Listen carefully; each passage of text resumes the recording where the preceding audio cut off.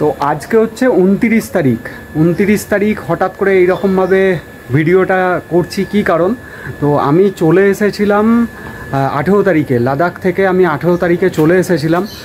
আর bike দিয়েছিলাম পার্সেলে দিয়েছিলাম safe এক্সপ্রেসে। 17 তারিখ বাইক পার্সেলে দিয়েছিলাম। তো 12 দিন পর আজকে বাইক পেলাম। তো ভিডিওটা এইভাবে করছি, এটাই মানে জানানোর জন্য যে বাইক পেয়ে গেছি, বাইক চলে এসেছে, নতুন রাইড আবার হবে।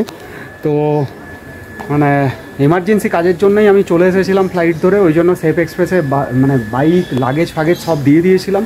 বাইক একদম অক্ষত আছে, সুন্দরভাবে বাইক চলে এসছে, কোনো প্রবলেম হয়নি, কোনো ডেন্ট হয়নি, কিচ্ছু হয়নি। সেফ এক্সপ্রেসকে থ্যাংক ইউ তার জন্য, বাইকটা এই সুন্দরভাবে পৌঁছে দেওয়ার জন্য। তো এই আর কি। তো উঠে গেছে এই যে বুলেট, এতদিন পরে বুলেট দেখে খুশি তো, হ্যাপি তো? তো ঠিক আছে, চলো টাটা। খুব শিগগিরই আবার নেক্সট রাইড হতে চলেছে, দেখতে হবে সব নতুন জায়গায়। আবার বাইক এসে গেছে, আর কোনো প্রবলেম নেই।